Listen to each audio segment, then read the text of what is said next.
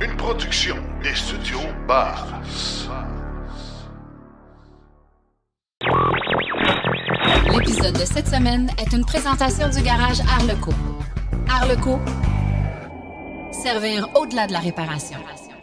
Hydro-Québec reçoit 1,9 million pour des projets particuliers. La capacité de fabrication de batteries pour la Chine est à son paroxysme et le budget des libéraux prévoit des milliards de dollars pour la transition vers le zéro émission. Le Canada conclut des ententes avec Honda et Flo lance des nouvelles bornes pour la recharge domestique. Chronique Roulet Vert, on parle de Apple CarPlay et d'Android Auto. Aux réflexions branchées, on parle des courbes de recharge. Et en grande entrevue, on parle avec 3 propriétaires de la Kia EV9. C'est un très bon véhicule familial. Vraiment, c'est ça, un salon sur roue. Là. Le seul bémol, c'est l'espace. Moi, j'avais une minivan avant. C'est sûr que là, on est plus serré, il y a moins de coffres. Tout ça et bien plus encore dans l'épisode 172 de Silence on roule.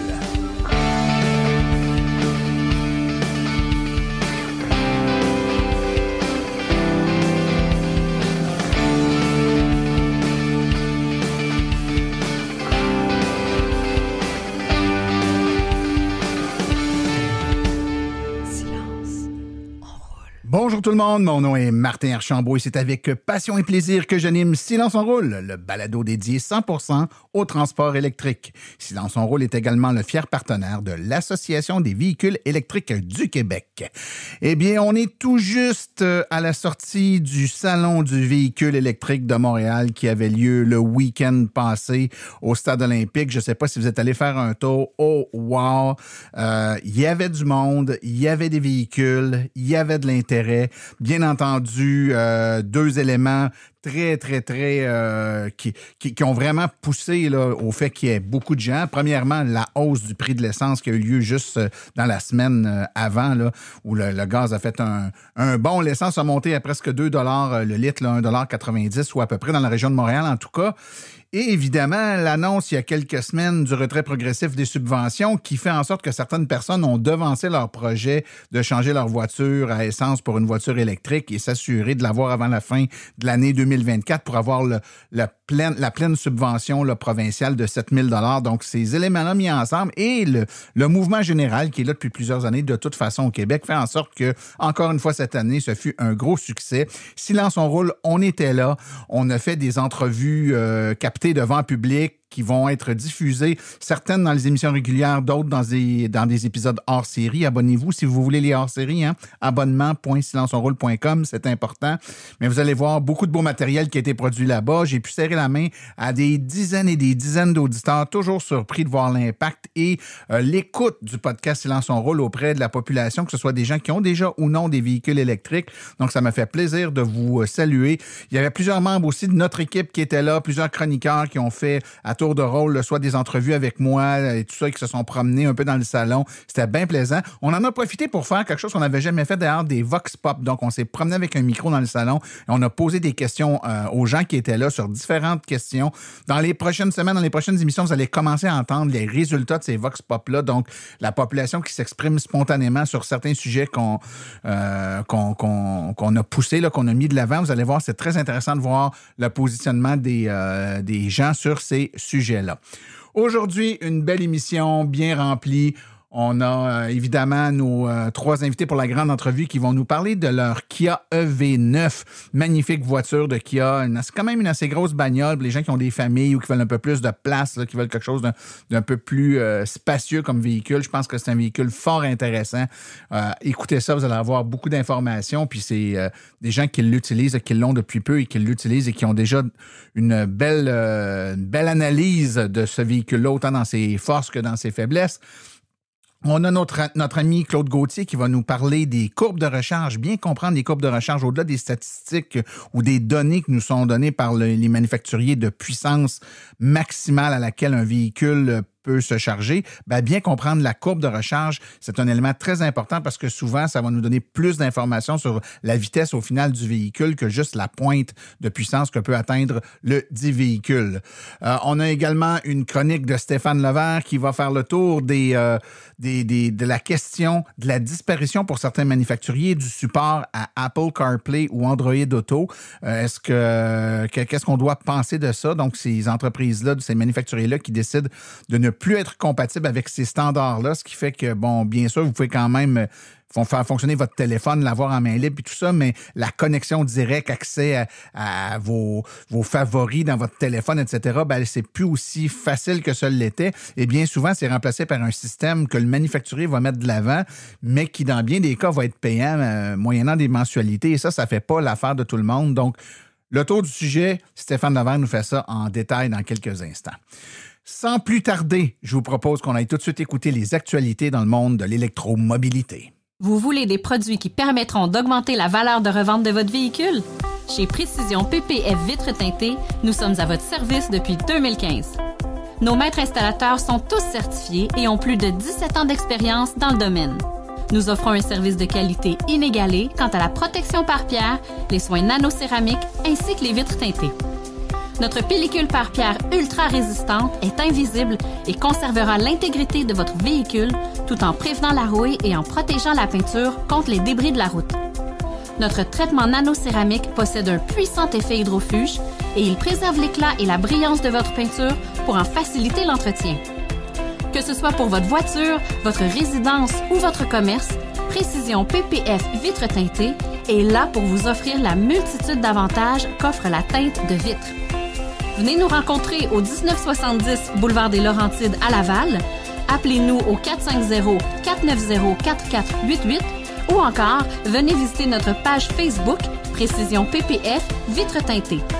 Nous comblerons vos exigences tout en vous offrant la qualité que vous recherchez. Les actualités sont une présentation de Bourgeois Chevrolet, le spécialiste du véhicule électrique au Canada. Contactez-nous au bourgeoischevrolet.com ou au 450-834-2585. Le gouvernement du Québec accorde plus de 1,9 million à Hydro-Québec pour le déploiement de bornes de recharge publiques pour des contextes ou des projets pilotes bien particuliers. Premièrement, un projet qui vise une tarification modulée pour la recharge de nuit répondant aux besoins des résidents de quartiers denses n'ayant pas accès à la borne de recharge à domicile. Et un autre projet de borne de recharge pour les opérateurs de véhicules lourds situés près des parcs industriels, lieu où les premiers camions électriques et les exploitations de ces derniers sont attendus.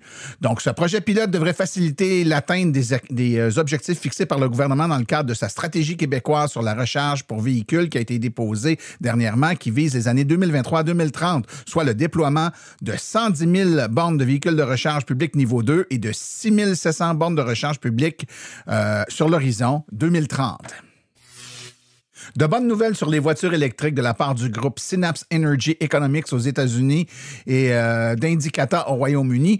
Dans une étude commandée par la Natural Resource Defense Council, une analyse de Synapse qui a révélé que la croissance rapide de l'adoption des véhicules électriques a soulevé la question de savoir comment les voitures électriques affectent les tarifs d'électricité payés par les ménages, y compris de ceux qui ne possèdent pas de voiture électrique. Pour répondre à la question, Synapse a comparé les revenus des services publics d'électricité provenant de la recharge des véhicules électriques avec le coût des services publics associés à la recharge, y compris les coûts de programme et des véhicules électriques par les services publics. Les résultats de l'analyse indiquent que depuis 2011, les véhicules électriques ont contribué beaucoup plus aux revenus des services publics qu'aux coûts de production. Pour cette raison, les voitures électriques ont contribué à exercer une pression à la baisse sur les tarifs. Cette analyse a été réalisée pour le compte de Natural Resource Defense Council, alors qu'il n'en déplaise à ceux qui prétendent qu'avec l'arrivée en masse des véhicules électriques, les tarifs d'électricité vont augmenter. Selon Bloomberg Energy Finance, la Chine dispose déjà d'une capacité de fabrication de batteries pour véhicules électriques suffisante pour l'approvisionnement et la production mondiale de véhicules. Selon les estimations de Bloomberg News Energy Finance, la demande mondiale des cellules de batterie pour les véhicules électriques et le stockage d'énergie s'élèverait à environ 950 gigawattheures en 2023, mais la capacité de fabrication totale était plus du double, soit environ 2600 gigawattheures. La production de batteries déclarée par la Chine pour 2023 était à elle seule proche de la demande mondiale réelle. Selon BNEF, toujours, qui note que les États-Unis, le Canada et l'Europe et l'Inde incitent désormais la production locale pour les batteries pour concurrencer la Chine, dis-je, ce qui accentue l'écart entre l'offre et la demande. Selon une étude réalisée par Vincentric, de nombreux véhicules électriques ont un coût de possession sur 5 ans inférieur à celui des modèles à combustion. Et là, on parle aux États-Unis, là où l'électricité est plus chère et l'essence moins chère. L'analyse de Vincentric couvre les 8 facteurs, soit l'amortissement, les frais de taxes, le financement, le coût de carburant, l'assurance, entretien, le coût d'opportunité et les réparations. Elle suppose que les véhicules neufs roulent 25 000 km par an au cours des 5 premières années de possession. Bien qu'il ne soit pas parfait et déplaise à plusieurs, le budget 2024 du gouvernement libéral prévoit des milliards de dollars pour la transition vers le transport et une production d'électricité zéro émission. Les engagements de dépenses de 480,5 milliards de dollars comprennent 607 millions de dollars pour des remises à l'achat de véhicules zéro émission, un crédit d'impôt de 10 % pour soutenir l'investissement dans la chaîne d'approvisionnement de véhicules électriques et un crédit d'impôt de 15 % pour stimuler les investisseurs dans les systèmes de production d'électricité à faible émission.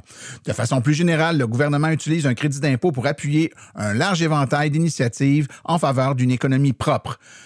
D'importants crédits d'impôt à l'investissement économique devraient attirer les investisseurs privés, stimuler l'économie canadienne et créer de nombreux emplois rémunérés en prévision de nouveaux projets d'envergure qui ont déjà été lancés à travers le pays. Le Canada est sur le point de conclure une entente avec Honda Motors qui permettrait à l'entreprise de construire des véhicules électriques et leurs composantes en Ontario, selon des personnes familières avec le dossier.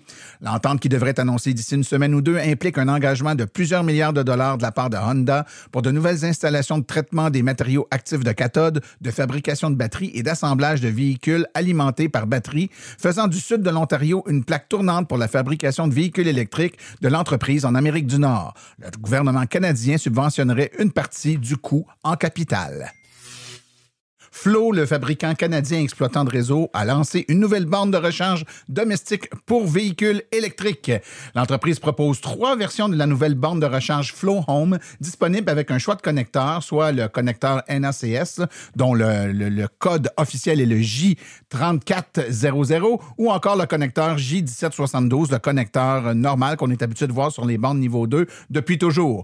La Flow Home X3 comprendra un boîtier thermoplastique de qualité industrielle et dispose d'une sortie de 50 ampères permettant 11,9 kW en courant alternatif. La Flow Home X6 est dotée d'un boîtier en aluminium robuste et d'un étui de câble amovible pour plus de flexibilité, tandis que la Flow Home X8 offre une puissance de sortie et une robustesse plus élevée pour les voitures avec plus grande batterie ou les camions haute performance. Elle aura donc 80 ampères, 19,2 kW et un étui extérieur amovible, évidemment.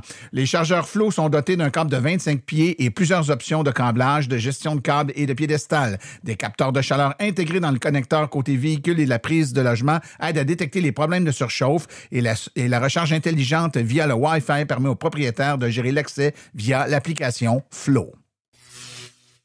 Après avoir annoncé qu'elle délaissait la production d'une éventuelle voiture électrique plus abordable pour se concentrer sur les robotaxis, voilà que Tesla prévoit maintenant mettre en production de nouveaux modèles au second semestre de 2025, y compris cette future voiture plus abordable qui avait été annoncée comme ne faisant plus partie des cartons. Tesla affirme qu'elle construira des véhicules électriques plus abordables, peut-être dès 2025, réfutant le récent rapport selon lequel le PDG de Tesla, Elon Musk, avait annulé les plans d'un Model 2 en faveur du robotaxi. Mais Musk n'a pas précisé si le véhicule électrique à moindre coût sera un tout nouveau modèle pour Tesla ou une version simplifiée de ses véhicules actuels. Suite à un problème informatique survenu avec son serveur de site web, l'Association des véhicules électriques du Québec désire informer tous ses membres et tous ses supporters que pour une durée indéterminée et jusqu'à temps que le problème ne soit réglé, il est impossible pour l'association de publier les actualités ou tout autre élément issu du site web sur la plateforme Meta, donc principalement Facebook, etc. Donc, pour le moment, si vous voulez accéder aux actualités, aux nouvelles, nous vous incitons à aller directement sur le site web de l'AVEQ au www.aveq.ca et aller dans la section Actualités. Toutes les nouvelles que vous êtes habitués de lire s'y retrouvent en intégralité.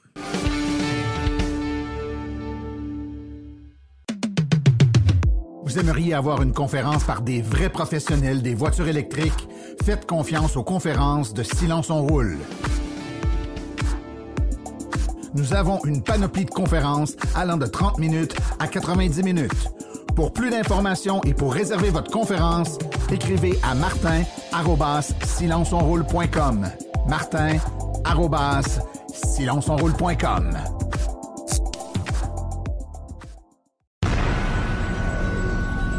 La chronique Rouler vert est une présentation de Bourgeois Chevrolet, là où le service à la clientèle et les voitures électriques sont prises au sérieux.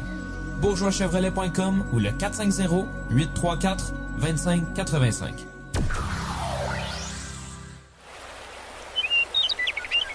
Rouler vert avec Stéphane Levert. Bonjour chers auditeurs, j'espère que vous allez bien. Le sujet de ma chronique aujourd'hui, je vais vous parler de Android Auto et de Apple CarPlay. Donc, ce sont deux technologies, évidemment, qui permettent de projeter le contenu de votre téléphone à l'interface multimédia de votre voiture. C'est une technologie qui sont présentes avec nous depuis 2015 à 2020 environ. Il y a eu une adoption massive par la quasi-totalité des manufacturiers jusqu'à devenir des options standards même dans les versions de base. Depuis 2020, on a même vu une évolution vers le sans-fil qui rend encore plus facile à utiliser ce genre de technologie-là au quotidien. Donc, la raison pourquoi je voulais vous en parler aujourd'hui, c'est que, comme j'ai dit, c'est comme devenu une habitude de vie lorsqu'on conduit sa voiture, d'avoir maintenant que vous ayez un téléphone Android ou un téléphone Apple, d'avoir vos applications favorites, que ce soit de navigation ou de musique, par exemple, à l'écran de votre voiture. Donc, le pourquoi j'en parle aujourd'hui, c'est que depuis l'an dernier, à l'annonce que GM a faite de plus supporter Android Auto et Apple CarPlay dans les prochaines générations de voitures électriques sur la plateforme Ultium. Donc, on peut penser au Blazer EV qui vient d'être lancé, le Equinox EV qui s'apprête à arriver et le Silverado EV pour nommer ceux-là. Donc, lorsque GM a fait cette annonce-là, il y a eu une levée de bouclier de beaucoup de gens qui, eux, ne sont pas d'accord avec ça parce qu'ils ont justement adopté ce mode de vie-là. Donc, eux, ils ont des craintes que par rapport à leur expérience de conduite, ça va être affecté négativement parce que les gens maintenant sont habitués d'avoir leur application de navigation, que ce soit Google Maps, Apple Plan, ou même des applications tiers comme le circuit électrique qui permet actuellement d'utiliser la navigation à même l'application du circuit électrique avec des fonctionnalités encore plus adaptées à la conduite d'un véhicule électrique, comme par exemple tenir compte de l'itinéraire pour planifier des arrêts de recharge à l'avance. Il y a même des véhicules dans les dernières années qui venaient même plus avec des systèmes de navigation intégrés comme la Chevrolet Bolt que j'ai moi-même possédé plusieurs années. Pour pouvoir faire de la navigation, je n'avais pas le choix d'utiliser mon téléphone pour avoir la navigation à l'écran. Je ne pouvais même pas me rabattre sur un système à même fourni avec le véhicule. Donc, en plus de pouvoir utiliser pour de la navigation, les gens aiment beaucoup cette fonction-là pour pouvoir utiliser leur application audio favorite. Avec l'avènement des Spotify, les Apple Music dans les dernières années, les gens ont directement leur application, reprennent la lecture de leur liste d'écoute favorite directement lorsqu'ils entrent dans l'auto. Ils n'ont pas besoin d'avoir une autre application à charger ou quoi que ce soit. Même chose pour les podcasts. Donc, vous reprenez l'écoute de votre épisode Silence on roule que vous aviez commencé à la maison. Vous entrez dans votre véhicule. La voix de Martin reprend exactement là où est-ce que ça avait arrêté. Donc, c'est l'intégration et la facilité d'écoute de ces applications-là rendait la vie très facile aux gens et c'est ce qui est apprécié. Alors, il est où l'intérêt des manufacturiers à ne pas continuer à offrir cette capacité-là que vous avez actuellement d'utiliser votre téléphone avec déjà un plan de données que vous avez sur vos téléphones, d'utiliser la navigation, les applications audio comme je viens de parler. Donc, quel est l'intérêt recherché des manufacturiers d'aller au-delà de ça et de vous offrir autre chose? Donc, évidemment, je viens de le dire, la majorité des gens, lorsqu'ils utilisent Apple CarPlay ou Android Auto, utilisent leur téléphone. Donc, c'est leur plan de données que vous avez déjà à main de votre téléphone. Donc, vous n'avez pas besoin d'acheter un service de plus pour que votre voiture soit connectée en permanence et pouvoir vous offrir quelque chose d'équivalent. Donc, c'est certain qu'à ce niveau-là, les manufacturiers comme dans le cas qu'on a abordé, General Motors, eux vont pouvoir vous offrir un plan de données pour pouvoir utiliser ces fonctionnalités-là. Et ça existe déjà. Les exemples que j'ai en tête, par exemple, Polestar avec la Polestar 2 a déjà le système embarqué Android Automotive qui permet exactement ce que GM s'apprête à vous offrir, c'est-à-dire d'avoir le système Google embarqué directement à même l'interface.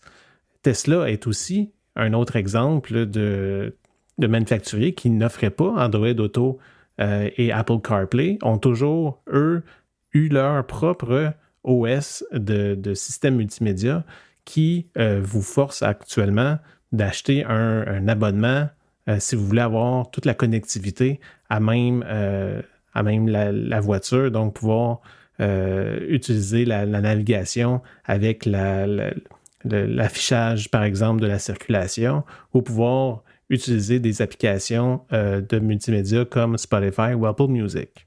Le plus grand défi, selon moi, sera pour les manufacturiers de démontrer aux utilisateurs que ce n'est pas parce que le téléphone ne projette plus à l'écran qu'il n'y a plus d'interaction possible entre le conducteur, le téléphone et la voiture. Parce que veut pas, on ne peut pas se sortir de la réalité que les gens, leur vie est dans leur téléphone et que le téléphone est quand même un lien, une interface entre le conducteur et la voiture. Donc, je vais vous donner des exemples personnels que moi, j'ai avec ma Tesla Model 3 que je possède depuis maintenant 4 ans. Donc, des fonctionnalités qu'on avait avant même l'avènement de Android Auto et de Apple CarPlay. Évidemment, on peut répondre à des appels téléphoniques depuis qu'on a du Bluetooth dans nos voitures. Ça a toujours été là et ça va continuer de l'être. Évidemment, on va pouvoir répondre au téléphone, même passer des appels téléphoniques avec la commande vocale, même répondre à des messages textes aussi et les écouter lorsqu'on nous en reçoit sans devoir, évidemment, enfreindre la loi puis ouvrir le téléphone et devoir texter au volant. On ne veut pas ça, évidemment, en plus d'être dangereux. Alors, si on revient aux fonctionnalités que les gens utilisent le plus avec Android Auto et Apple CarPlay, la navigation, par exemple. Donc, moi, lorsque je veux aller à une destination, au lieu de taper l'adresse à l'écran de ma voiture, qui est plus ou moins pratique, l'écran est grand, taper l'adresse, c'est beaucoup de mouvements de gestes de la main et tout ça. Donc, moi, tout ce que je préfère au lieu de faire, c'est de rechercher l'adresse sur mon téléphone, par exemple, dans Google Maps. Et il y a une fonctionnalité de pouvoir partager avec l'application Tesla. Ce que ça fait, c'est que ça vient envoyer l'adresse que j'ai recherchée à la voiture directement. Donc, je n'ai même pas besoin de taper l'adresse que je veux à l'écran de la voiture. Et la voiture va directement prendre la destination et me faire un trajet vers la destination. En plus de faire la planification de mes recharges. Donc, c'est là que l'intégration de la voiture devient un avantage. Donc, la voiture sait actuellement mon pourcentage de recharge restant, connaît la destination, est capable de faire un calcul si j'ai assez d'énergie pour me rendre à la destination et de me planifier des arrêts de recharge directement dans la navigation de mon trajet sans même que j'ai à moi décider quels seront mes arrêts si ça s'applique. Même capacité d'utiliser la fonction partage si, par exemple, je suis en train de recharger à une borne rapide et que je veux regarder une vidéo YouTube sur l'écran de ma voiture, je suis capable de rechercher la vidéo en question sur mon téléphone, utiliser la fonction de partage avec l'application Tesla et la vidéo va se charger directement à l'écran de ma voiture. Finalement, pour les applications audio qu'on a parlé plus tôt, par exemple Spotify et Apple Music qui sont les plus populaires, donc il y a des applications natives que le manufacturier a rendues disponibles dans l'interface. Donc, en loguant notre compte Spotify ou Apple Music sur lequel vous êtes abonné, eh bien, vous allez avoir exactement les mêmes fonctionnalités, c'est-à-dire de reprendre des lectures, soit de votre musique ou de vos podcasts, directement lorsque vous allez embarquer dans votre voiture. Donc, c'est là que vos habitudes, que vous pensez que c'est Android Auto ou Apple CarPlay qui est strictement nécessaire ou absolument nécessaire, devrais-je dire, c'est plus exactement le cas. Donc, c'est sûr que ça demande une certaine adaptation, mais je ne pense pas que ça soit si impossible que ça aux gens de s'y faire. Donc, c'est vraiment d'essayer d'avoir une espèce d'ouverture d'esprit puis d'essayer de voir comment que les manufacturiers sont capables, dans ce cas-ci, c'est Google avec GM, comment vous êtes capable de venir faire une réelle intégration quand même, une interaction, utiliser le téléphone quand même comme un outil d'interface entre le conducteur et l'expérience des personnes à l'intérieur de leur voiture. Et c'est ce qui met fin à ma chronique. Et d'ici ma prochaine chronique, c'était Stéphane Levert qui vous souhaite bonne route.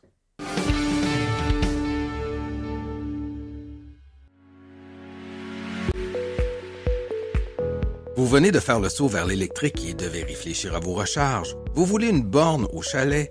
Vous voulez une solution rapide et sans embûches? Il n'y a qu'une solution, Hydro Solutions. Depuis plus de 60 ans, Hydro Solutions est une entreprise québécoise de confiance. Vous les connaissez pour les chauffe-eau, mais ils offrent également un service clé en main pour les bornes de recharge. C'est définitivement l'avenue à privilégier afin de faire affaire avec une entreprise d'expérience qui s'occupera de tout. Demandez une soumission gratuite et sans engagement de votre part au www.hydrosolutions.com. Une seule visite sur leur site web vous permettra de constater la simplicité avec laquelle vous pouvez entamer une démarche afin qu'ils prennent tout en charge. L'analyse de votre situation, l'installation d'une borne de qualité par un installateur certifié et même, au besoin, le financement sur 24 ou 48 mois. Par la suite, en cas de problème, leur équipe d'experts est là pour vous. Hydro Solutions, leur mission, vous simplifier la vie.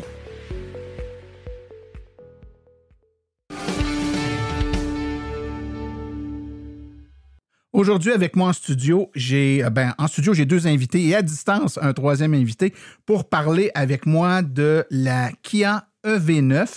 Donc, tout d'abord, à distance, on a Philippe Bellerive. Bonjour, Philippe. Bonjour, Martin. On a également Sébastien Robert. Bonjour, Sébastien. Bonjour, Martin. Et Olivier Brisson. Bonjour, Olivier. Bonjour, Martin. 3 propriétaires de Kia EV9. Et ma première question, c'est tout simple. Est-ce que c'est votre première voiture électrique, toi, Philippe? Est-ce que c'est ta première? Non, en fait, j'ai été propriétaire d'une Nissan Leaf 2016, 30 kW en 2016. Je suis repassé à l'essence, puis là, c'est mon deuxième véhicule électrique, en fait. OK. Toi, Sébastien? Moi, c'est mon troisième véhicule. J'ai commencé en 2019 avec une Spark électrique. J'ai changé ma Spark l'année passée pour une Tesla Model 3. Puis là, on a changé la minivan pour la Kia EV9. Donc, tu as toujours la Tesla. Tu as une Tesla 3 puis une EV9. Parfait. Intéressant. On pourra peut-être faire des comparaisons. Et toi, Olivier? Moi, j'en ai eu quelques-uns. Je pense au total, j'en ai eu 7. C'est moi et ma conjointe, là, c'est pas moi tout seul. J'ai commencé avec le Soul électrique en 2016. Ensuite, j'ai eu un Tesla Model 3. J'ai eu une Volkswagen e-Golf. Ensuite, j'ai changé ma Tesla pour un modèle Y. Ensuite, j'ai eu un D4 que j'ai toujours comme ma conjointe a. J'ai eu un EV6 pendant un court moment. Et puis, j'ai le EV9 aujourd'hui. Bon, ben, s'il y en a un qui peut comparer, je pense que c'est toi, c'est intéressant. On va commencer à parler du EV9 comme tel. Donc, d'entrée de jeu, peut-être distinguer, il y a plus d'une mouture du véhicule. Les 3, vous avez le modèle d'entrée de gamme à propulsion, c'est bien ça? Exactement. Et Philippe, quelles sont les autres déclinaisons du véhicule? En fait, de base, il y a la version propulsion ou la version Land qui est all-wheel drive. Suite à cela, il y a 2 groupes d'options disponibles sur la version Land qui sont aussi all-wheel drive. La Premium qui est 10 000 $ de plus que la version Land et la version GT Line qui est vraiment la version plus cossue qui est 14 000 $ de plus que la version Land de base. OK. Donc, on parle, c'est des groupes d'options là, qui...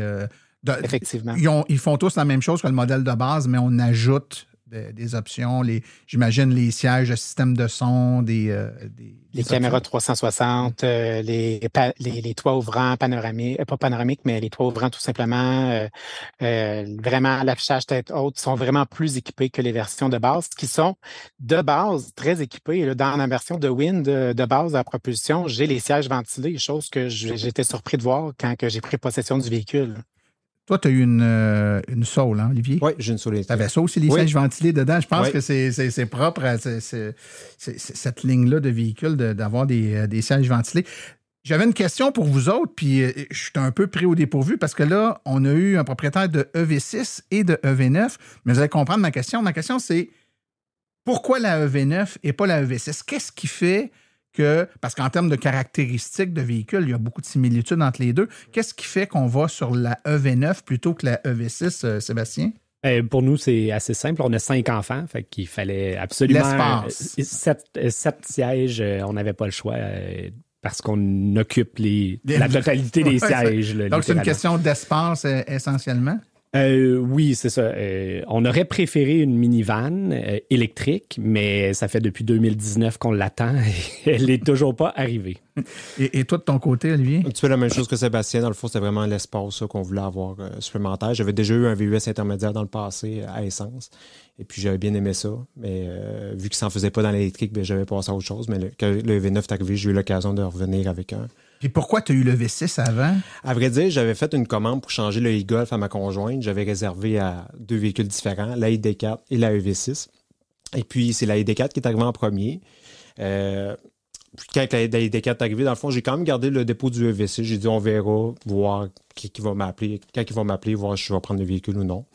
Puis quand ils m'ont appelé, quelques mois plus tard, j'ai décidé de changer mon modèle Y pour bien tester la EV6. Je me suis dit qu'on va garder, mais que la EV9 arrive, on va avoir le temps d'essayer en masse ces 2 véhicules, puis on va garder lui qu'on préfère le plus. OK. Je vais quand même te poser la question, Philippe. J'imagine que la réponse est similaire. C'est une question d'espace ou tu avais d'autres raisons, toi, d'aller vers le EV9 plutôt que le EV6? Ou... Question d'espace. On a un chalet dans le coin de la Tuque, donc ça prenait quelque chose de gros pour trimballer la famille, mes 2 enfants, le chien, le stock, pour pouvoir tirer aussi, donc remorquer en fait. Là. Donc, je suis parti d'un Pathfinder. Je ne voulais pas vraiment avoir plus petit que ça. J'étais habitué vraiment à ce format de véhicule intermédiaire-là. Donc, le EV9, c'était juste parfait pour moi. Allons-y maintenant avec vos premières impressions. Allons-y de l'aspect conduite. Là. Donc, l'agrément de conduite. Je vais aller avec toi, Sébastien, pour commencer. Comment ça se passe conduire cette voiture-là? Ça se passe assez bien. Tu as un peu l'impression de conduire un char d'assaut. Là. Ça reste un SUV. Là. C'est très haut sur pattes. Le premier constat que j'ai eu en rentrant dans le véhicule, c'est qu'il y a des boutons partout. Je les ai comptés avant d'arriver ici. Là. Il y en a à peu près une quarantaine. Il y en a à peu près 16. Pour quelqu'un comme toi qui a une Tesla, ça doit être un choc culturel. Oui, assez troublant. Là. Puis on passe d'une Sienna 2011 où il y avait encore le lecteur CD. Là, fait que c'est sûr que c'est un choc assez énorme. Mais sinon, la conduite va très bien. Beaucoup d'assistance à la conduite, maintien de voie, tout ça. C'est des ajustements de conduite. Là. Il a fallu s'habituer, mais vraiment, c'est assez agréable. Tu as l'impression d'être dans un salon. Là. On n'a peut-être pas eu l'hiver le plus délinquant pour tester. Puis vos véhicules, vous les avez tous eu là, dans le temps des fêtes, là, décembre, janvier. Mais quand même, un chalet à la Tuque, Philippe, j'imagine que tu l'as utilisé, ton véhicule. Comment c'est ça? Est-ce que tu as apprécié le type de véhicule pour faire cette route-là, si tu le compares avec ton Pathfinder ou les autres véhicules que tu as eu avant? J'ai pas pu aller dans mon chalet cet hiver parce que c'est pas déneigé, mais j'ai pu faire la route entre Trois-Rivières et Québec, aller-retour. Et sur une charge à 120 km/h, j'aurais pas eu de misère à faire l'aller-retour sans même charger. Écoute, j'ai quand même été impressionné du confort, du roulement, l'insonorisation, mais aussi de l'autonomie là, que j'avais là, avec environ une moyenne de 25 à 26 kWh au 100 km à 120 km/h. Sur une voiture de soin. C'est pas la voiture la plus aérodynamique. Hein? Est comparable à une EV6. Le coefficient de traînée est comparable à la EV6 qui est une Ioniq 5, ce qui est quand même impressionnant pour un véhicule de cette taille-là. Oui, tout à fait. Fait que j'ai vraiment été impressionné par le véhicule pour sur la longue route, en fait. Là. OK. Bien, je vais ouvrir, je voulais en parler plus tard, mais on est là, fait qu'on va le faire tout de suite. Parlons-en de cette autonomie-là. Tu nous as parlé de consommation, donc en kilowattheure au 100 km. Donc, vous l'avez eu au mois de décembre, janvier. Vous ne l'avez pas encore testé 24-25 degrés, ça viendra, là, ça s'en vient, même si on se fie à ce qu'on voit dehors actuellement. Mais qu'est-ce que vous avez en termes, sachant que c'est un hiver doux quand même, qu'est-ce que vous avez eu comme autonomie, là, la voiture bien pleine, là, ça ressemble à quoi, mettons, à une température qui avoisine les 0 degrés comme on a actuellement? Toi, c'est... Moi, depuis je l'ai, ça fait environ 2000 km, 2500 que je fais avec. J'ai une moyenne d'environ entre 24 puis 25 kWh au 100 km. En termes d'autonomie? Je peux faire un calcul entre 400 et 450 présentement. Là. Fait que cet été, je me fais un peu à la EV6. Dans le fond, il y avait une autonomie annoncée aux alentours de proche de 500. Et puis l'été, j'étais capable de faire plus que ce qui était annoncé. Là. Fait que je m'attends qu'avec le Kia V9, ça va être un petit peu la même chose. Là. Est-ce que tu as la même chose? Ici, c'est pas mal la même affaire. Je dirais que le plus bas qu'on a été, c'est 425 d'autonomie. Là, on est autour de 450, 470, là, peut-être. C'est quand même excellent hein, pour une voiture et de cette taille-là et de... On est loin des... Qui a une Spark? C'est toi qui as une Spark? On est loin de la Spark, là. Ah ouais, il n'y a pas d'inquiétude, il n'y a aucune anxiété de range. Là. Tout à fait. Écoutez, j'aimerais ça qu'on parle de la technologie embarquée dans le véhicule. Donc, par technologie embarquée, autant au niveau de l'infodivertissement, GPS, les fonctionnalités comme Apple CarPlay ou Android Auto, tous les gadgets là, qui se contrôlent par la multitude de boutons que vous m'avez décrit tantôt.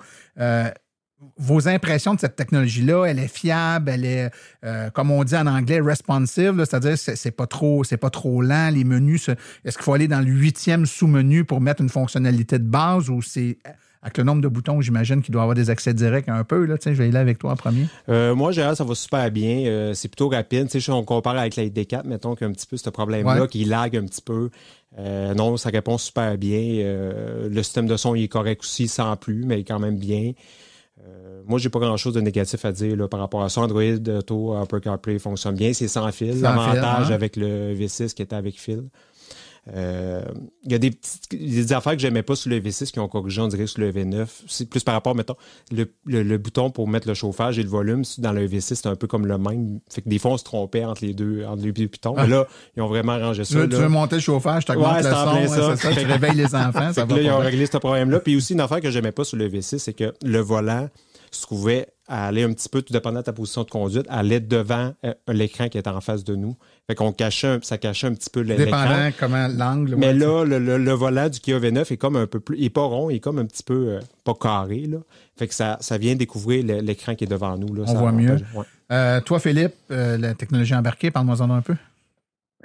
C'est sûr, certain que c'est pas les technologies comme qu'on connaît chez Tesla, mais je suis grandement impressionné parce que pour la première fois, Kia ont envoyé des mises à jour over the air qu'on appelle, des mises à jour sans fil, ce qui fait en sorte qu'on n'est plus obligé d'aller chez le concessionnaire. Fait que déjà là, je suis impressionné parce qu'il y a pas mal juste Ford puis Tesla à date qui font ça. C'est leur premier modèle qui font ça, puis à date, c'est bien réussi. On a eu 2 mises à jour en début d'année par rapport au système de rechargement sans fil du téléphone, puis on en a eu un deuxième concernant le système de chargement embarqué, puis ça se fait très bien, 10 minutes, c'est fait. On peut même choisir le moment où est-ce que ça va s'installer. Sur notre téléphone, on reçoit une notification comme de quoi les mises à jour ont été installées. C'est vraiment magique. Et aussi, c'est pas tous les véhicules électriques qui sont munis de ça. On appelle ça le V2L, le véhicule to load. En fait, récemment, ce week-end dernier, en Mauricie, on a eu beaucoup de pannes de courant. On a été plus de 24 heures sans courant ici. Et puis, ça a été très pratique de brancher sur le EV9 avec le V2L, tous nos appareils électroniques et aussi frigidaire et congélateur pour pouvoir conserver la nourriture. C'était vraiment important. Puis, ça a été vraiment apprécié, cette technologie-là qui n'est pas sur tous les véhicules, en fait. Là. OK, excellent. Globalement, moi aussi, j'apprécie beaucoup la technologie embarquée, tout ça. J'ai quand même quelques petites critiques, notamment il y a le choix des utilisateurs qui se fait avec l'empreinte digitale qui marche plus ou moins, surtout quand le véhicule est froid, c'est comme si le lecteur devient... Il y a de la buée dessus. Oui, c'est ça, là, ça marche pas. Puis l'application a encore un peu... comparé à l'application Tesla. Je voulais vous en parler, parce que les applications mobiles pour les véhicules électriques, c'est quelque chose qui est important et qui est dans la grande majorité des cas, là, à part Tesla, pas tellement réussi d'habitude. Est-ce qu'on est encore dans la même application qu'on avait avec la Soul puis tout ça, ou on est vraiment dans une autre application? Hein? Ça marche quand même bien, mais c'est un seul utilisateur par véhicule, ce qui fait que, par exemple, avec la Tesla, ben, si moi j'approche du véhicule, il me reconnaît parce que j'ai mon téléphone, tout ça, même chose pour ma conjointe, sauf que là, on a le même utilisateur, donc il faut remettre l'empreinte digitale après. Ce genre de petit truc-là est un peu gossant. Rentrer dans l'application aussi, s'enregistrer, il a fallu que j'appelle le service à la clientèle pour qu'il m'approuve ou quelque chose comme ça. Donc ça a été des petits malus, mais sinon, elle fonctionne très bien. Là, Olivier, moi j'avais misère avec l'application. J'avais le EV6, puis quand j'ai fait le switch de véhicule, on dirait que il n'a pas aimé ça. Ouais, on dirait qu'il n'a pas aimé ça. Puis je suis toujours pas capable, dans le fond, de démarrer à distance mon véhicule. Là. Cette fonctionnalité-là ne fonctionne pas pour l'instant. J'ai appelé 4-5 fois. Et puis, ils n'ont toujours pas réglé le problème. Je vais essayer de rappeler éventuellement, là, mais j'espère éventuellement pouvoir utiliser cette fonction-là. Là. Philippe, est-ce que tu as un peu la même expérience avec l'application, toi? Qu'est-ce que ça a de l'air? Oui, en fait, quand je l'ai eu en décembre, le véhicule, ça a pris à peu près 3-4 jours avant que ça fonctionne. Ça fonctionnait super bien. Et le 26 janvier, grosse panne depuis ils ont fait une mise à jour de leur application sur Apple. Et pendant presque un mois, pas capable d'utiliser l'application. Plusieurs se plaignaient que ça ne fonctionnait pas. Certains même clients disent « J'ai une Kia EV6. C'est la même application qu'ils utilisent pour la Kia EV9 et je n'étais pas capable de partir à distance mon EV9, mais mon EV6, oui. » Donc, on voit qu'on est quand même un peu en début de livraison. On dirait qu'il s'ajuste avec le temps. Mais je pense qu'on est comme un peu des cobayes là-dedans, comme je pourrais dire un peu. On a quelques problèmes encore. Ça semble se régler, mais c'est pas assez vite, là, comme qu'on voudrait dire. Ouais. Écoutez, il nous reste à peu près 5 minutes, puis j'ai plein de questions à vous poser. C'est super intéressant. On va aller sur évidemment, un élément qui est hyper important avec les voitures Kia et Hyundai, c'est la vitesse de recharge rapide. On sait que c'est un véhicule qui est sur une infrastructure à 800 volts, donc qui, avec plus de facilité, accepte là, des très grandes puissances de recharge. On est conscient que c'était l'hiver encore là, mais c'est un véhicule qui a une fonctionnalité de préconditionnement de la batterie, donc pour aider ce qui n'est pas le cas de tous les véhicules, hein, soit dit en passant, ça permet d'amener la batterie à une température de recharge plus optimale, donc d'accélérer, d'améliorer les performances. J'ai envie de vous entendre sur votre expérience pour ceux qui ont eu la chance, parce qu'avec le nombre de kilomètres que vous avez, vous ne devez pas avoir besoin de vous charger sur une borne rapide très, très souvent. Hein? C'est plate, tu achètes une voiture qui est super performante, mais il y a tellement d'autonomie qu'on ne l'utilise pas souvent, la borne de recharge rapide. Regarde, je vais aller directement avec toi, Philippe. Est-ce que tu l'as essayé? Puis si oui, quelle performance as-tu obtenue? Je ne l'ai pas essayé malheureusement, mais je connais quelqu'un qui l'a essayé et qui a eu pas loin de 300 kilowatts en préconditionnement avant là, de vitesse. Et la vitesse semble diminuer autour de 80%. Là, mais quand même, pas loin du 300 kW, c'est quand même impressionnant comme capacité tout à fait. de recharge. Vous, messieurs, vous m'aviez dit que vous ne l'aviez pas utilisé bien gros. Moi, j'ai utilisé une reprise, dans le fond, sur une borne de 150 kW.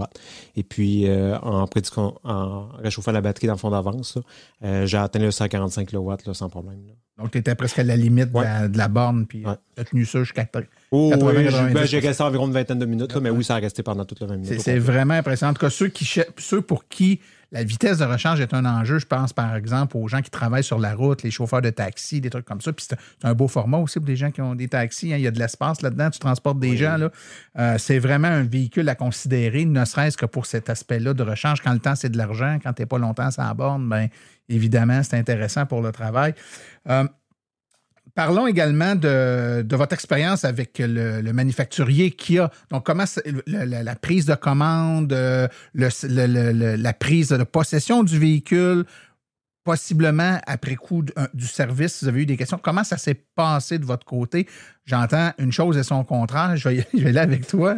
De mon côté, ça a très bien été. J'avais fait affaire avec eux autres pour me préinscrire là, l'été dernier là, pour réserver ici à Sainte-Julie. Puis le service a vraiment bien été. Ils ont fait un follow-up aussi. Le véhicule était parfait au moment où je l'ai pris j'ai pris possession. Donc, j'ai vraiment rien à redire là, sur le service. Puis les gens avec qui tu as transigé semblaient connaître le véhicule ou tu le connaissais plus qu'eux autres ensemble? Là-dessus, je le connaissais clairement plus qu'eux autres. Puis, il me l'avouait candidement. Là. Il était comme, on n'a pas le temps de regarder le véhicule, on l'a, puis il part. Ouais, non. Là-dessus, il faut leur donner raison, par exemple. Là, ça moisit pas longtemps dans les showrooms. Les véhicules. Toi, de ton côté, comment ça s'est passé, ton expérience? Ça s'est bien passé aussi. C'est le deuxième Kia que tu as acheté. Le troisième, même. Oui, le troisième, le premier en 2016. Mais oui, ça s'est bien passé. Puis un peu comme Sébastien, dans le fond, ils m'ont pas vraiment expliqué, mais j'avais déjà une bonne expérience côté connaissance de véhicules électriques, puis j'avais regardé avant aussi. Fait que non, ça s'est bien passé. Par contre, côté service, en dépanner l'application, ça, c'est un peu plus long. Ouais, ça, c'est une autre histoire, mais on fait affaire avec Kia Connect là, par téléphone. Puis des fois, c'est difficile d'avoir du service en français aussi. Là, c'est plus en anglais. Je te rassure tout de suite, pour plusieurs autres marques, dès qu'on touche à l'application, c'est un autre gang et ça devient plus compliqué, à la fois de se faire servir en français et à la fois d'avoir des réponses cohérentes. Là. Ils ont toute l'impression ils nous répètent toujours la même affaire, il faut vous créer. Non, mais il est créé, mon usager. Ouais, mais ça c'est fait, ça aussi. T'sais. Comme si on n'avait pas fait les étapes préalables. Si on vous appelle, c'est parce qu'on a fait la base puis ça ne marche plus. Là, mais bon, toi, de ton côté, Philippe, comment ça s'est passé avec Kia? Ça s'est super bien passé. Comme mentionné tantôt Sébastien, il y avait des réservations en ligne. Je faisais partie des 500 premiers qui prenaient possession. Rendu chez le concessionnaire voulait tout faire pour le garder dans le showroom. Puis, aussitôt que je découvrais des fonctions ou quoi que ce soit, il était vraiment intéressé à savoir comment ça allait. Il m'appelait pour avoir des nouvelles. Quand je passais dans le coin, il me disait hey, « Philippe, est-ce que tu peux passer pour le montrer? » Tu sais, c'est vraiment une belle collaboration avec l'équipe du Kia où j'ai fait affaire.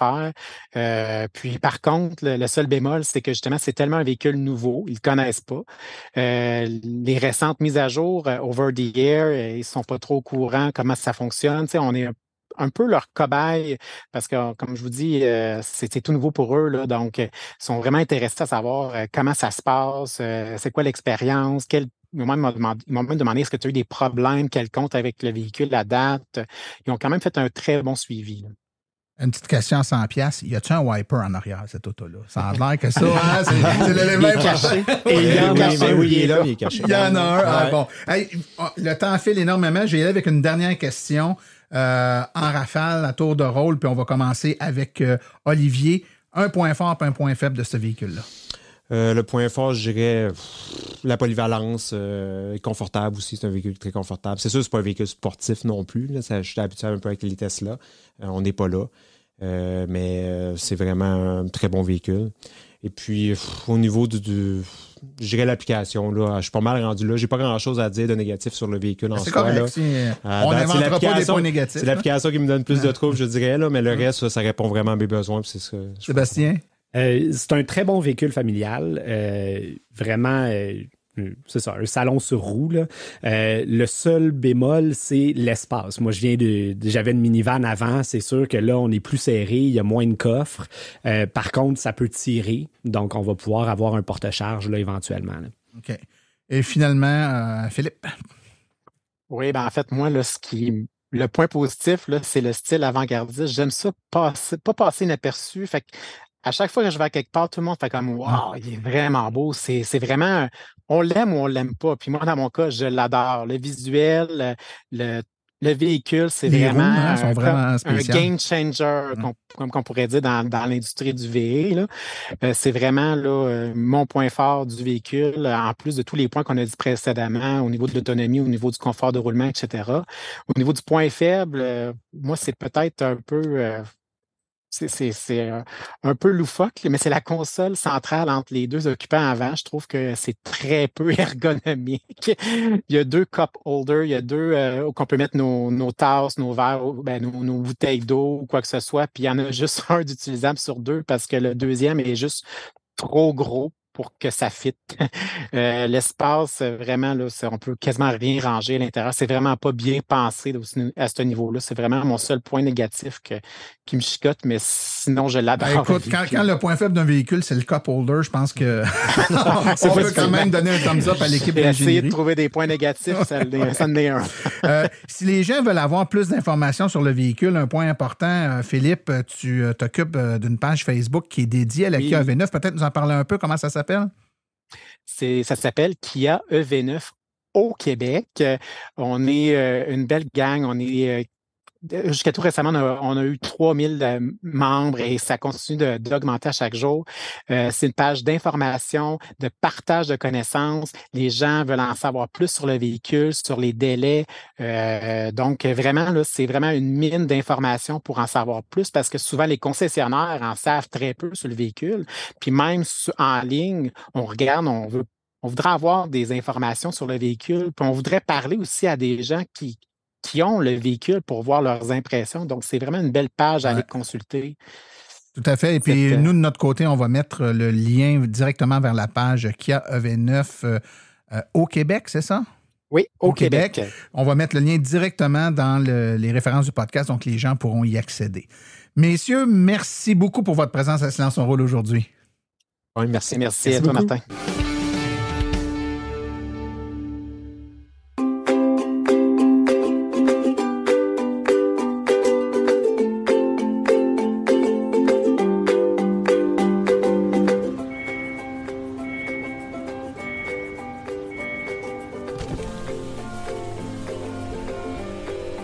C'est vrai que ça brise moins, mais il y a quand même un minimum d'entretien à faire sur nos voitures électriques. Quand est venu le temps de faire l'entretien de mon véhicule, j'ai choisi de faire confiance à l'équipe d'Arleco plutôt que le concessionnaire. Ça fait maintenant 3 générations que cette entreprise familiale chouchoute nos voitures et ils ont été parmi les premiers à s'engager activement dans l'électrification des transports tout en adoptant des procédures et des produits sains pour l'environnement.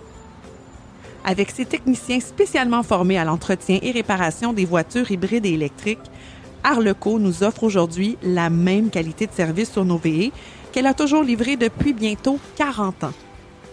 De plus, chez Arleco, j'obtiens 10 % de rabais sur la main-d'œuvre et les traitements anti-rouille avec ma carte membre hors de l'AVEC. Arleco Génération 3, 8470 Boulevard Parkway à Anjou, 514-352-1446 ou arleco.ca. Arleco, servir au-delà de la réparation.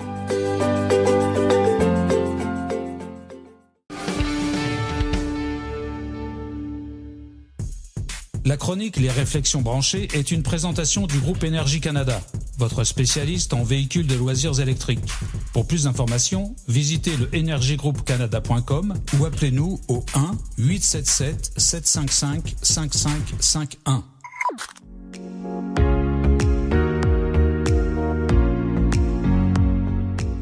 Les Réflexions branchées de Claude Gauthier. Alors bonjour tout le monde et bienvenue à la nouvelle chronique cette semaine. Donc, de quoi je voulais vous parler? Quelque chose qui n'est peut-être pas connu et compris des propriétaires de véhicules électriques et fort probablement moins des gens qui n'en ont pas. Tout ça est par rapport à une information personnelle là, que j'ai trouvée. C'est que ma femme a décidé, après un certain nombre d'années, d'aller vers le véhicule électrique, donc de changer son véhicule à essence. Et donc, on a regardé un peu les critères, qu'est-ce qu'elle voulait. Donc, dans les véhicules là, qu'elle regardait, on regardait l'autonomie, bien sûr, on regarde le prix. Elle préfère avoir un VUS, donc on a regardé ça aussi. Un véhicule qui avait quand même une bonne autonomie. On habite dans le nord du lac Saint-Jean. Notre fille s'en va à Québec à l'université. Donc, elle me dit qu'elle veut quand même pouvoir prendre son véhicule 12 mois par année sans avoir à, je dirais, se casser la tête pour dire, combien de temps je vais arrêter dans les bornes de recharge pour me brancher si j'en ai besoin, tout ça. Donc, Donc, on a commencé à regarder un peu différents véhicules, donc les VUS avec un prix qui avoisinait là, entre les 50 et 60 000 $. Donc, on compte avec la subvention, bien sûr, qui va être malheureusement échue en décembre 2024. Donc, on a regardé différents véhicules. C'est là que j'ai commencé à vérifier, tel véhicule avec telle capacité de recharge. Et il y a un site, donc le site qui est EV Database, donc vous pourrez aller voir sur Internet. qui, lui, en plus des vitesses de recharge maximale, donc on parle, admettons, d'un véhicule qui aurait une recharge maximale sur une BRCC de 150 kW, par rapport à un autre véhicule qui avait pratiquement la même capacité. Et eux ajoutent ce qu'on appelle la courbe de recharge. Donc, c'est quoi la courbe de recharge? Je vous donne un exemple. Mon véhicule, qui est une Hyundai Ioniq 6, lorsque je l'ai branché début novembre sur une borne de 180 kW, donc débuté, j'étais alors à 13%, donc aux environs de 135 kW. Ça a grimpé vers 150 kW pratiquement, je vous dirais, dans les 5 minutes suivantes. Tout à coup, j'ai vu apparaître 178 kW. Ça a duré, je vous dirais, une dizaine de minutes. Et le reste de la recharge, donc c'est ça qui est très important, c'est que le reste de la recharge, allé jusqu'à 80%, n'a jamais baissé plus bas que 156 kW. Donc, si vous regardez ça, donc imaginez la courbe de recharge, ça donne une courbe qui est pratiquement linéaire. Donc, on est parti de 125 à 150, ensuite à 178, et un peu plus tard, on est redescendu à 150, mais c'est resté comme ça jusqu'à 80%. L'été dernier aussi, alors qu'on était en vacances en Gaspésie, je me suis rechargé sur une borne de 100 kW. Je ne me rappelle plus exactement à quel pourcentage de batterie j'étais. Là, j'étais un petit peu plus haut que le 13%, là, aux environs de 25-30%. Et la recharge a débuté très près des 90 kW. Elle a grimpé jusqu'à 94 et n'a jamais descendu plus bas que ça, jusqu'à 80%. Donc, un véhicule, si je compare un véhicule A avec le véhicule B, qui, même s'il y avait une vitesse de recharge, mettons, plus grande, mais qu'au bout d'un certain temps, donc on va parler de 50 ou 60%, la vitesse de recharge baisse considérablement, vous comprendrez que le temps de recharge du même véhicule peut être plus long, même s'il a une capacité de recharge plus grande qu'un autre. Donc, quand on compare deux véhicules, il faut aussi aller vérifier ça, parce que les paramètres qui sont inscrits dans le BMS, là, donc qui est le Battery Management System, qui va gérer les recharges du véhicule, va faire qu'un véhicule, même s'il a une capacité plus basse, peut vous donner une vitesse de recharge, on va dire, une vitesse de recharge totale plus grande. Là. Donc là, c'est ça. Donc, les véhicules que je regardais, un véhicule qui a justement un max de DC de 150 kW, on parle d'environ 785 km/h qui est ajouté. Donc, toutes choses étant égales, là, bien sûr. Et lorsque je le compare avec un autre véhicule qui a exactement la même capacité, donc encore 150 kW, et là, on parle... en plus, c'est un véhicule là, qui n'a pas de préconditionnement de la batterie. Donc, un maximum de 510 km/h qui a été ajouté. Donc, vous voyez que la différence, elle est quand même considérable. On parle de près de 800 km que je suis capable d'ajouter dans environ 1 heure par rapport à 500. Donc, le temps de recharge peut faire que, exemple, sur mon premier exemple, pour ma Ioniq 6, on parle de 13 à 80% qui s'est effectué en exactement 23 minutes. La même quantité d'énergie aurait été mise dans un autre véhicule qui aurait une courbe de recharge plus basse et peut-être que la recharge aurait duré jusqu'à 35 ou 40 minutes. Donc, c'est quand même un élément important à vérifier lorsqu'on fait l'achat d'un véhicule électrique. Donc, sur ce, bonne semaine à tous.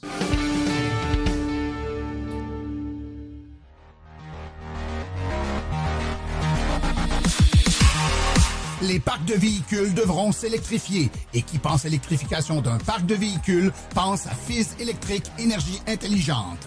Voilà une entreprise qui prêche par l'exemple. Elle est elle-même une entreprise zéro émission avec sa flotte 100% électrique. On ne parle pas juste d'installateurs d'équipements ici. On parle d'une entreprise qui a été parmi les premières à s'électrifier. Elle a donc le véhicule expérience pour vous accompagner et ce de façon réaliste et adaptée. Avec presque 2000 installations de bornes électriques depuis 2012, Fizz possède à son actif plusieurs projets majeurs en déploiement de parcs d'autobus scolaires, de véhicules lourds, de véhicules légers, ainsi que plusieurs sites de concessionnaires.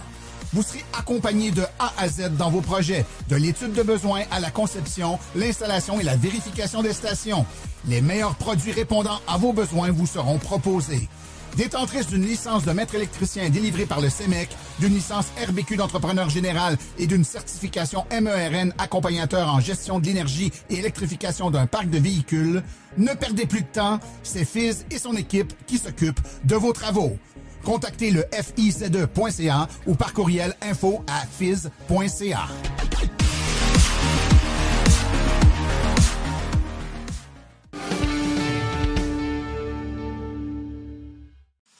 Voici les événements à venir dans les prochaines semaines dans le monde de l'électromobilité. L'AVEC se recharge au Salon Énergie et Environnement du Lac Mégantic. C'est le 4 mai de 10h à 16h au Centre sportif Mégantic sur la rue Papineau. L'AVEC se recharge à l'École Henri Bourassa et Soleil de l'Aube. C'est le 9 mai 2024 de 16h à 19h à l'École Henri Bourassa et Soleil de l'Aube au 283 boulevard Iberville à Repentigny.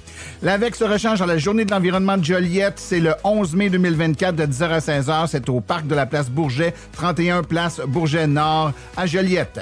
L'AVEC se recharge ensuite au Prévost Rendez-vous environnemental le 18 mai de 9h à 13h à l'école Val-des-Monts.